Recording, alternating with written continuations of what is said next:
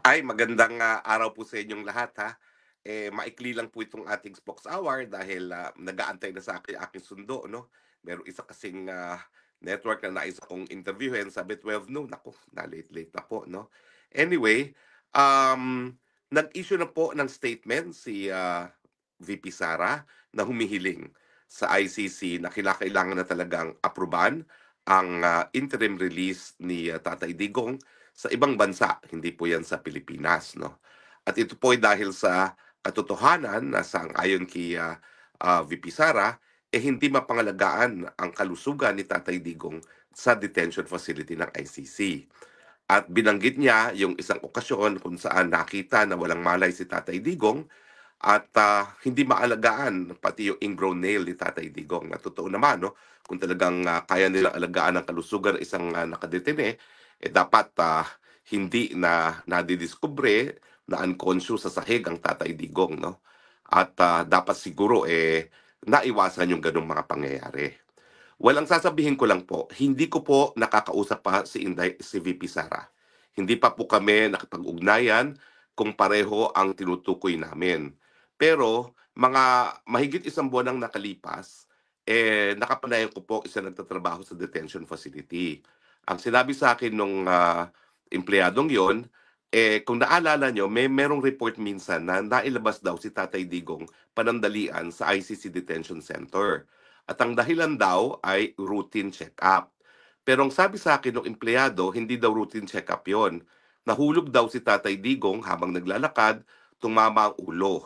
At dinala nga sa hospital para masigurado na walang na danyo sa kanyang katawan. No?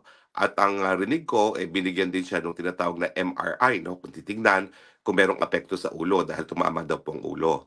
Now, ang request naman po ng tao, ipagbigay alam ko raw sa pamilya dahil hindi niya alam kung sinabi sa pamilya itong pangyayari ito kay Tatay Digong. No?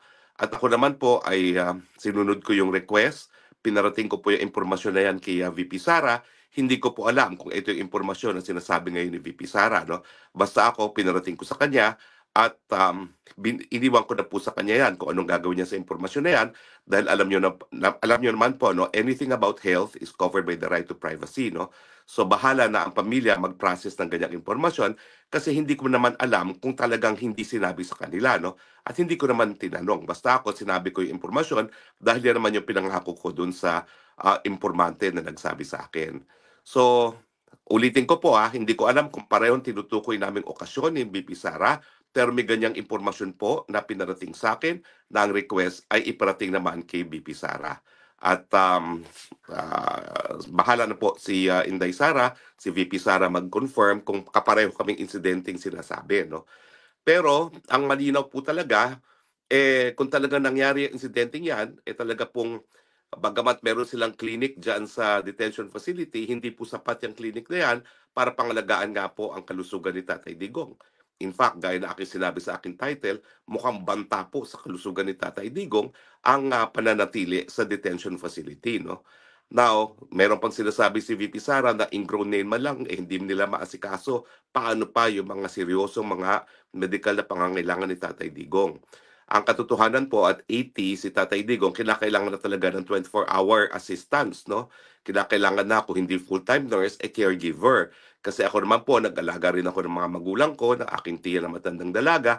Talaga naman po when they hit 80, meron akong isang midwife na talagang nag-aalaga sa kanila. One at a time lang naman po dahil hindi naman sila sabay-sabay na naging nagkakasakit at nagiging bedridden. Pero lahat po ng inalagaan ko dumaan sa punto talaga na kinakailangan ng full-time caregiver. At yan po siguro ngayon ang hinihingi ni VP Sara doon sa kanyang panawagan na kinakailangan na talagang bigyan siya ng interim release dahil sa interim release, at least makakakuha sila ng full-time caregiver, nurse or midwife, pero yung susubaybay kay Tatay Digong at masisiguro na hindi naman siya matutumba at mawawalan ng malay sa sahig. No?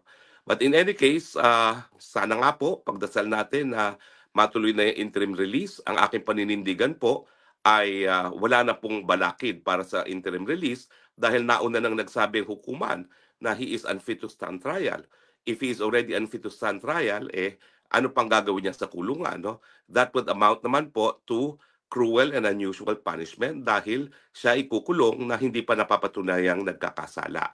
So importante po talaga para mabigyan ng respeto ang karapatang pantao ni Tatay Digong sa kalayaan at yung presumption of innocence na talagang palayain na siya.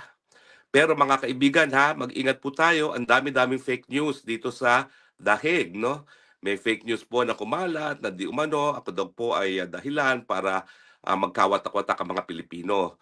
Ay na-address ko na po yan. Malinaw na malinaw po na ang dahilan po na nagkakaroon ng paghahati-hati, meron talagang mga tao na ayaw na makipagtrabaho sa mga taga-DDS at mga maisog.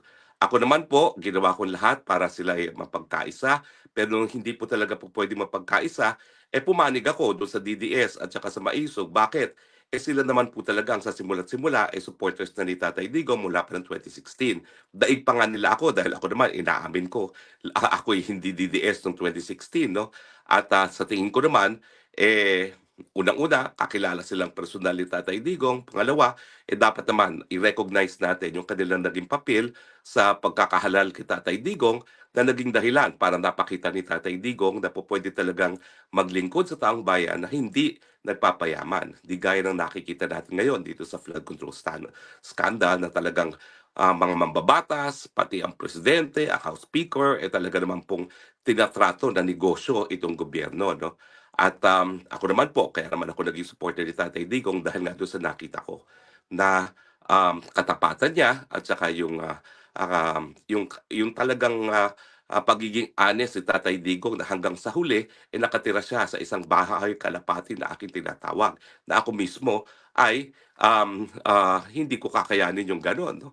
So anyway, nagpapasalamat ako dun sa isang celebrity na nag-apologize, nag-public apology. I think that makes her really a a person to be respected, no, na umaamin sa pagkakamali. Pero siyempre medyo hilaw ata yung kanyang apology kasi inaabsulto niya yung mga ibang personalidad na nakita naman natin sa isang video na nagre-rehearse pa kung paano ipapakalat yung fake news tungkol sa akin, no. First time ko naman po nagsasalita ang tungkol sa akin sa laubin dito, no? Pero hindi naman ako pa pwedeng forever manhimik, no? Dahil kitang-kita naman po na bagamat inaabsulto niya ilang mga personalidad, merong rehearsal sila kung paano nila ako sisiraan sa entablado. Anyway, I leave that to you. I leave everything to God, but I appreciate the public apology, you know, at least from the person na nagsalita sa entablado. Dami rin po itong kumakalat na fake news, ha? Napalaya na rin po si Tatay Digong. Wala pa pong kanyang desisyon. Lahat po ng desisyon ay pinapublish po yan sa webpage ng ICC. So kami naman po, ilang beses na po na merong mga lumalabas na balita, hindi namin ini-include sa aking Facebook page hanggang hindi lumalabas mismo sa page ng ICC kasi mahirap na pong makuryente. 80 years old na po si Tatay Digong at maselan lahat ng impormasyon tungkol sa kanya, lalong-lalo na kung ito ay may kinalaman sa kanyang impending kalayaan. Anyway, hindi po ako po pwede magtagal dahil ako ay susunduin na talaga.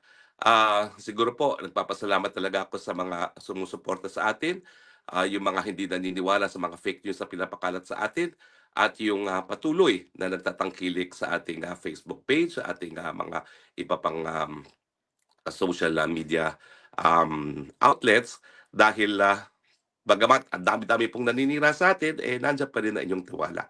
At ako naman po ay magiging tapat sa inyong tiwala. Sinusuri ko po lahat ng aking sasabihin na ito ay pawang katotohanan lamang. Hindi po tayo perpekto, minsan nagkakamali, pero kung tayo naman po magkakamali, aaminin naman po natin yan. No?